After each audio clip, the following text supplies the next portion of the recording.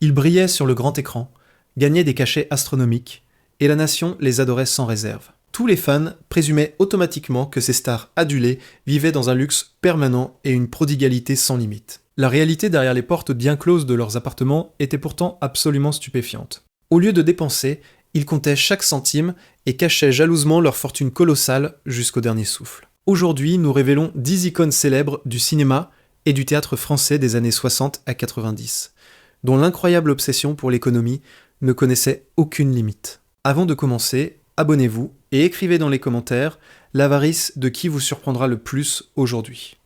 Louis de Funès, le génie absolu de la comédie française et l'inoubliable personnage burlesque du cinéma hexagonal, agissait toujours à l'écran avec une grâce immense et une élégance naturelle. Des millions de spectateurs l'admiraient dans ses rôles cultes des années 60 et 70, tous persuadés que ce bon vivant vivait dans un luxe total et sans limite. La réalité derrière les portes de son appartement parisien était diamétralement opposée, et pour beaucoup de collègues du métier, absolument stupéfiante. Son rapport à l'argent qu'il gagnait frisait l'anxiété incompréhensible. Bien qu'il comptât parmi les artistes les mieux payés de son époque et reçût les offres les plus lucratives, il vivait dans une peur immense et oppressante de la pauvreté absolue. Ce démon intérieur le poussait à économiser littéralement à chaque pas, y compris dans des situations tout à fait indignes d'un homme de son rang. On raconte que sur les tournages, il apportait très souvent ses propres modestes casse-croûtes pour éviter de dépenser ne serait-ce qu'un franc à la cantine du studio. Ses poches restaient devant les collègues, presque toujours hermétiquement fermées. Tandis que les autres stars célébraient bruyamment leur succès dans des restaurants parisiens, huppés et dépensés, sans compter, lui se dérobait habilement à ses fastueux dîners. S'il apparaissait malgré tout à un événement mondain, il veillait scrupuleusement à ce que l'addition soit réglée par quelqu'un d'autre. Il savait feindre d'avoir oublié son portefeuille ou disparaître discrètement au moment précis où l'on apportait la note finale sur la table. Son avarice était devenue la cible de nombreuses plaisanteries secrètes dans les coulisses des studios. Chez lui, il tenait des registres détaillés de chaque centime dépensé, et ses comptes bancaires grossissaient sans cesse jusqu'à des sommets astronomiques. Il cachait pourtant cette richesse considérable avec angoisse, même à ses proches, se plaignant continuellement d'un prétendu manque de ressources. Il refusait de s'acheter des vêtements neufs et chers si ce n'était pas absolument nécessaire pour sa représentation publique. La garde-robe civile du comédien bien-aimé se composait de pièces usées qu'il portait avec un soin infini et faisait recoudre sans cesse. C'est seulement vers la fin de son long parcours terrestre que l'immense fortune qu'il avait accumulée au fil de sa vie apparut au grand jour. Les gens de son entourage immédiat ne pouvaient croire leurs yeux en découvrant l'étendue réelle de ses économies jalousement gardées. Ce génie de l'acteur avait brillamment trompé son monde, non seulement devant la caméra, mais surtout en matière financière. Il laissa derrière lui un héritage colossal qui lui aurait suffi pour plusieurs vies. Fernandel. Ce comédien phénoménal, au sourire inimitable et à l'humour tendre, savait faire rire la France entière aux larmes. Durant les années 40, 50 et 60, il était considéré comme le sommet absolu du cinéma et du divertissement populaire français. Les spectateurs l'adoraient dans ses rôles de personnages, à la bonhomie bourrue, mais au cœur d'or. Derrière ce masque affable d'amuseur du peuple, se cachait pourtant un esprit extraordinairement rationnel et qui calculait avec sévérité. Bien qu'il gagnât des sommes considérables, il vouait à l'argent un respect quasi sacré et maladif. Peu de ses fidèles admirateurs auraient soupçonné que ce chouchou de la nation gardait chaque franc gagné avec un œil de lynx. Dans les coulisses des studios de cinéma de Marseille et de Paris, des légendes circulaient sur son incroyable frugalité. Il n'aurait jamais permis le moindre gaspillage inutile. Et ses collègues observaient souvent avec stupéfaction comment il apportait de chez lui du pain simple, accompagné de fromage ordinaire, uniquement pour économiser sur le repas chaud de la cantine chère. Toute dépense imprévue représentait pour lui une tragédie personnelle gigantesque et un stress intense. Si un ami l'invitait à un dîner ou une célébration, il venait volontiers et animait toute la compagnie de ses histoires géniales. Dès que s'approchait l'heure du règlement, il recourait régulièrement à son talent d'acteur de maître. Il savait simuler une fatigue soudaine, un coup de téléphone urgent ou découvrait avec surprise un vide absolu dans ses poches. Payer pour la dépense d'un autre était pour lui absolument impensable. Et cette position ferme, il ne la violait jamais, pas même envers ses proches. Sa fortune sans cesse croissante, il la dissimulait au monde extérieur avec une parfaite génialité. Il s'habillait très discrètement et portait les mêmes vestes et costumes durant des décennies entières. Quand son chemin terrestre se ferma définitivement, beaucoup restèrent dans un choc total. Sous la carapace du modeste pensionné se cachait une fortune immense, des propriétés de luxe en Provence et en région parisienne, et de gros comptes bancaires qui auraient assuré plusieurs générations. Bourvil, son visage d'apparence simple, et son génie de la comédie douce amère, l'avait rendu inimitable dans le cinéma français. Il s'était imposé comme l'interprète de paysans naïfs et généreux, de personnages ordinaires et attachants qui n'avaient besoin pour vivre que d'un toit et d'un morceau de pain honnête. Le paradoxe immense était que cette image d'ascète accompli recoupait en bien des points sa véritable vie privée.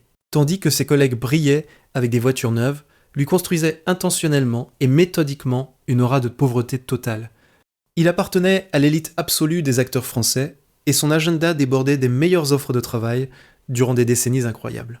Il percevait des cachets extraordinairement élevés, dont les simples mortels ne pouvaient même rêver. Pourtant, il refusait obstinément de dépenser un seul franc pour le moindre confort personnel. Sa garde-robe ressemblait à une collection de costumes de théâtre hors d'usage, et il portait des années durant les mêmes manteaux élimés qui faisaient hocher la tête d'incrédulité à beaucoup. Le plus grand symbole de son incroyable frugalité devint son légendaire moyen de transport. Tandis que les vedettes admirées de l'époque investissaient des fortunes dans des automobiles de luxe, lui sillonnait modestement les rues parisiennes dans la voiture la plus ordinaire qui soit. Quand le moteur rendait l'âme, il refusait absolument de payer la réparation hors de prix chez le garagiste et préférait passer de longues heures à tenter de le faire revivre lui-même. Tout achat onéreux représentait pour lui une défaite immense. Chez lui, la maison était aménagée avec la plus grande austérité. Il refusait d'acheter le moindre meuble neuf et considérait même la télévision comme un luxe superflu. Chaque franc gagné disparaissait aussitôt sur des comptes bancaires secrets. Cet artiste profondément humaniste envoyait secrètement des sommes considérables pour soutenir des associations caritatives, tandis qu'il se refusait lui-même jusqu'à la plus infime joie. Quand sa vie s'éteignit prématurément en 1970, il laissa derrière lui des rôles géniaux et le mystère inattendu de sa fortune cachée. Michel Serrault, sa remarquable expressivité et son incroyable polyvalence l'avaient propulsé au rang de légende absolue du cinéma et du théâtre français. Il avait prêté son talent à des dizaines de rôles immortels.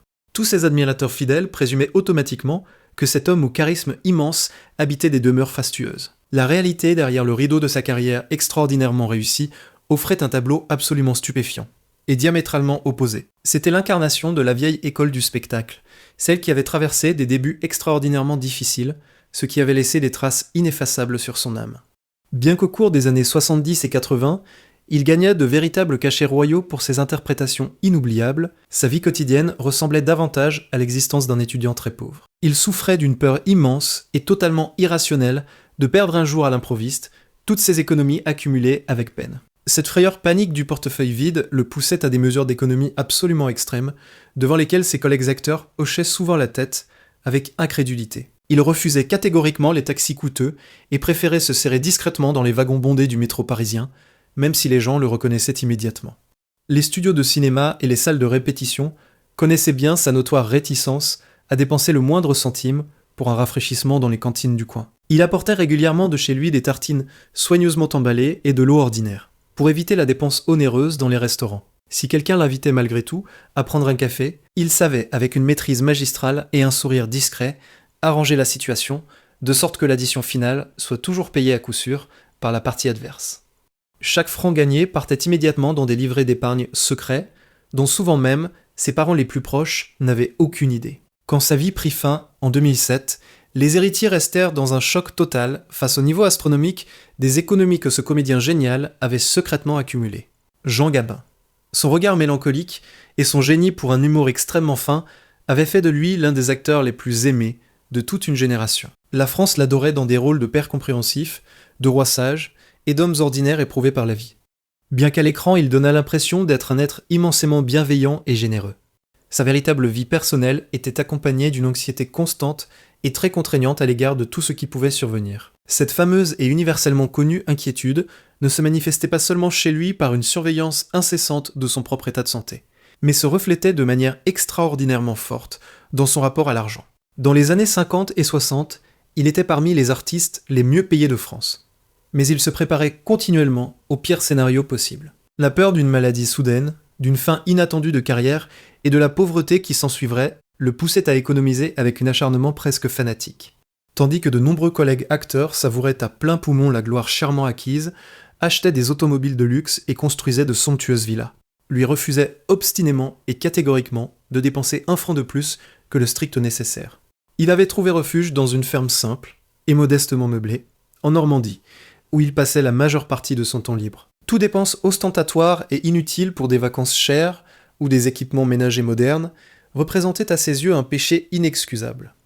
Dans les clubs de théâtre et sur les tournages, il utilisait sa réputation d'éternel pessimiste pour glisser élégamment hors de toute situation où il fallait payer quoi que ce soit. Avec son sourire triste, irrésistible, il se lamentait continuellement de ses prétendus problèmes financiers, s'assurant ainsi à coup sûr la sympathie de tout son entourage. Personne parmi ses collègues n'attendait donc naturellement de lui qu'il invite toute la compagnie à un luxueux dîner, ou règle l'addition coûteuse dans un restaurant d'artistes. Quand il quitta ce monde en 1976, l'étendue de sa fortune bien gardée laissa sans voix tous ceux qui n'avaient rien soupçonné, Lino Ventura. L'incroyable plasticité de son personnage et son sens génial de la comédie dramatique avaient fait de lui l'un des acteurs les plus appréciés du XXe siècle.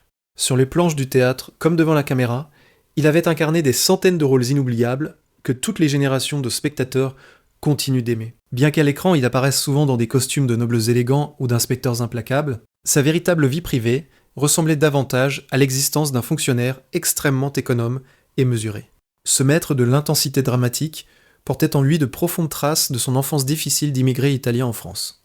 Bien qu'il ait commencé dans les années 50 et 60 à gagner des cachets véritablement fabuleux, il ne parvint jamais à se défaire du sentiment oppressant que du jour au lendemain il pouvait tout perdre. Cette peur permanente le poussait à une économie extrême qui frisait parfois l'obsession maladive. Tandis que les autres vedettes de l'époque se réjouissaient volontiers de fêtes somptueuses et achetaient des marchandises luxueuses. Il refusait obstinément de dépenser un franc pour quelque chose qu'il ne jugeait pas absolument nécessaire à la stricte survie. Sa garde-robe se composait de pièces qui rappelaient plusieurs décennies, et il recousait lui-même avec soin et grande application toutes les petites déchirures. L'achat d'un nouveau manteau ou de chaussures plus modernes représentait pour lui une dépense de l'argent gagné de toute inconcevable pécheresse. Dans les clubs de théâtre, c'était une règle non écrite que ce comédien légendaire ne payait jamais de sa vie un seul franc pour un café ou une collation dans la cantine du coin. Si possible, il préférait plutôt aller à pied dans Paris de longues distances pour ne pas avoir à acheter de tickets de métro hors de prix. Chez lui, il ne laissait jamais de lumières allumées inutilement et utilisait l'eau pour la vaisselle plusieurs fois, pour économiser sur les factures, bien que ses comptes bancaires croissent lentement mais continuellement. Ces économies gigantesques et toujours croissantes, il parvenait à les dissimuler au regard curieux du public et de nombreux proches, avec une perfection absolue, des décennies entières. Quand sa vie s'éteignit en 1987, il s'avéra que cette apparente modestie cachait une fortune que sa veuve et ses enfants ne soupçonnaient pas totalement. Michel Galabru, il incarnait l'élite absolue de l'art dramatique français et endossait à l'écran le plus souvent des costumes somptueux de monarques sûrs d'eux-mêmes, de nobles fourbes ou de directeurs haut placés. Sa stature imposante et sa voix extraordinairement profonde et envoûtante suscitaient chez les spectateurs et les collègues un respect immense et sans bornes durant de longues décennies. Les gens le percevaient naturellement comme un aristocrate très distingué qui tenait au standard de vie le plus élevé possible. Stupéfiante était pourtant la réalité de sa vie privée, jalousement gardée. Bien qu'à l'écran il distribuât avec une immense aisance et une grâce incroyable des poignées de pièces d'or, dans la vraie vie, il comptait parmi les plus grands et les plus curieux avares secrets de toute sa génération artistique. Bien qu'il encaissât pour ses performances mémorables des années 60 et 70 des sommes véritablement fabuleuses, son existence quotidienne ressemblait à la vie d'un moine extrêmement pauvre et qui avait renoncé à tout. Il comptait avec anxiété absolument chaque centime dépensé et craignait toutes les dépenses en permanence. Dans les coulisses des célèbres scènes parisiennes, on racontait des histoires incroyables sur son refus obstiné de toute petite joie. Tandis que les vedettes se régalaient pendant les pauses de cafés et de sandwichs, lui apportaient catégoriquement de chez lui de vieux petits pains et de l'eau ordinaire potable. Payer pour une boisson chaude de ses propres deniers représentait pour lui une défaite totale et un gaspillage inadmissible d'argent, qu'il préférait aussitôt mettre de côté sur des comptes d'épargne secrets, loin du regard de sa famille élargie qui ne se doutait de rien. Sa tactique magistrale pour éviter de payer en société consistait à exploiter sa fameuse et redoutable autorité. Chaque fois qu'approchait l'heure du règlement des additions au restaurant, il adoptait son regard sévère et royal, devant lequel tous les présents tremblaient littéralement.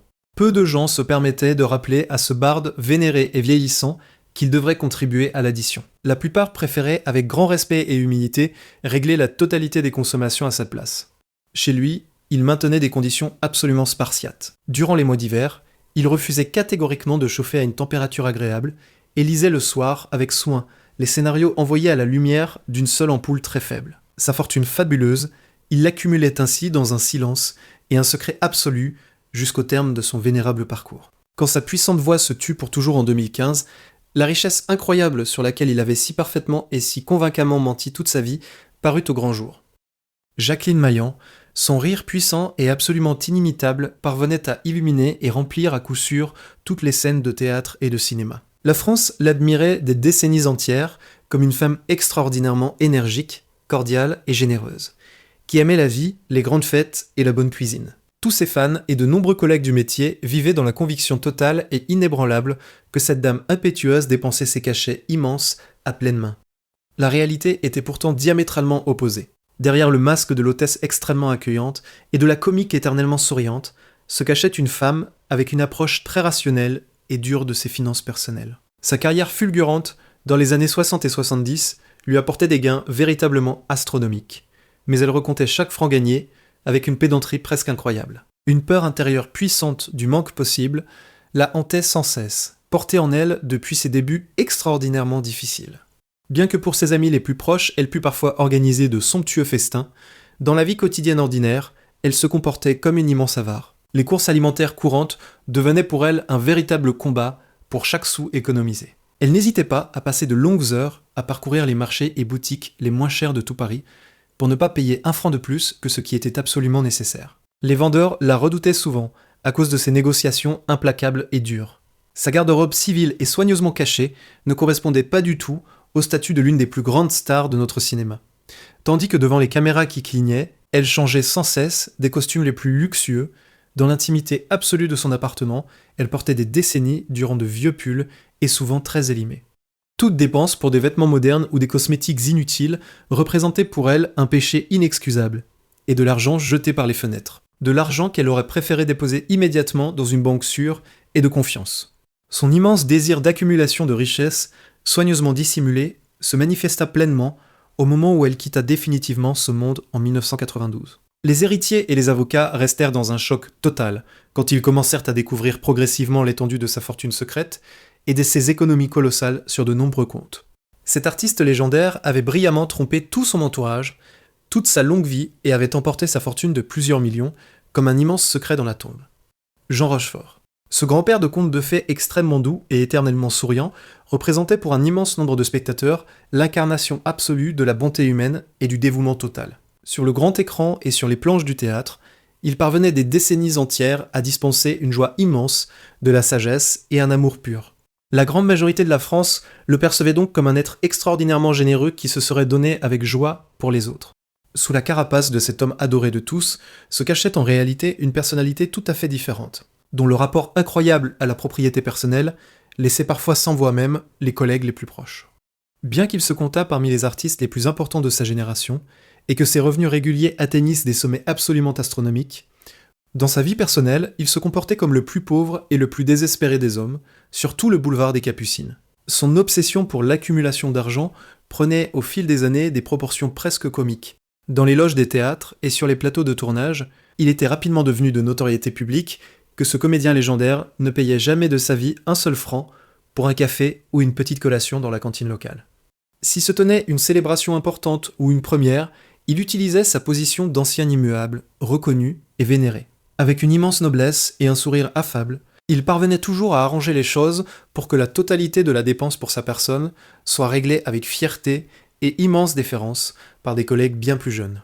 La peur panique de toute dépense inutile se manifestait pleinement aussi dans son habillement quotidien. Au lieu de représenter en tant que vedette vénérée dans des costumes coûteux, il portait des pulls vieillis et souvent très usés, qu'il faisait réparer à l'infini et recoudre sans cesse. Tout achat d'une nouvelle paire de chaussures représentait pour lui un événement inconcevable et profondément traumatisant qu'il s'efforçait d'éviter à tout prix. Il préférait déposer ses sous soigneusement sur des livrets d'épargne à l'abri.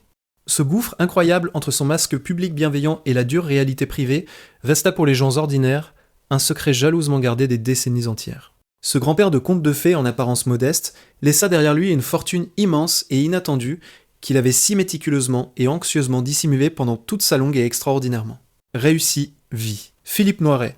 Son allure élégante et la prestance accomplie du gentleman bourgeois lui avaient apporté une immense célébrité et l'admiration de plusieurs générations de spectatrices enthousiastes. Sur le grand écran et sur les petits écrans, il agissait toujours comme l'aristocrate accompli, qui a toujours de l'argent à offrir, et jouit du standard de vie le plus élevé qui soit. La réalité derrière les murs de son appartement parisien différait de cette image publique, soigneusement construite avec un abîme tel que personne à l'époque ne l'aurait cru. Au cours des années 60 et 70, lorsqu'il se trouvait au sommet absolu de ses forces créatrices, il gagnait, grâce à son immense popularité, des sommes véritablement fantastiques. Bien que ses comptes bancaires dussent déborder de richesses, dans la vie quotidienne ordinaire, il se comportait avec une frugalité presque fanatique qui passait parfois en véritable avarice pure et incompréhensible. Il redoutait désespérément toute dépense imprévue et vivait en permanence dans un stress immense à l'idée de perdre un jour à l'improviste tout son argent. Ses collègues de théâtre et de cinéma regardaient des années durant, avec étonnement non dissimulé, comment cette grande vedette admirée comptait avec anxiété absolument chaque centime dépensé. Il évitait catégoriquement toutes les célébrations ou visites au restaurant de luxe, où Dieu l'en préserve, il aurait dû payer même un café pour quelqu'un d'autre de son entourage proche. Il apportait régulièrement de chez lui les encas les moins chers, et simulait avec maîtrise la pauvreté complète, juste pour que personne ne puisse lui soutirer la moindre addition. L'incroyable gouffre entre ses rôles brillants et bien rémunérés et sa vie personnelle spartiate se creusait sans relâche et inexorablement avec l'âge. Sa vieille garde-robe civile éveillait chez beaucoup de la compassion, parce qu'il refusait totalement de s'acheter des vêtements neufs, même s'il disposait sans aucun doute de moyens immenses. Ses économies soigneusement gardées, il les protégeait avec anxiété et ne se confiait jamais à personne de ses connaissances sur la fortune immense et secrète dont il disposait en réalité avec fermeté. Vers la fin des années 90, il était devenu un solitaire total et aigri, complètement isolé du monde extérieur et de tous ses anciens collègues comédiens. Son immense désir de toute une vie d'accumulation incessante, de finances et sa peur panique de la perte du patrimoine lui coûtèrent finalement la chose la plus précieuse. Une vieillesse sereine et digne au milieu d'amis aimants. Quand en novembre 2006, son chemin terrestre prit fin pour toujours, il laissa derrière lui pour l'éternité la réputation d'un homme infiniment solitaire et d'une fortune que personne n'avait vraiment soupçonnée. Ces 10 légendes du cinéma et du théâtre français nous rappellent une vérité universelle. La richesse et la célébrité n'effacent pas les peurs profondes. Derrière les sourires lumineux sur le grand écran se cachaient parfois des âmes rongées par l'angoisse du lendemain, accumulant en secret des fortunes qu'elles n'osaient jamais vraiment profiter. Écrivez dans les commentaires lequel de ces avares légendaires vous a le plus surpris, et si vous n'êtes pas encore abonné, cliquez sur la cloche maintenant.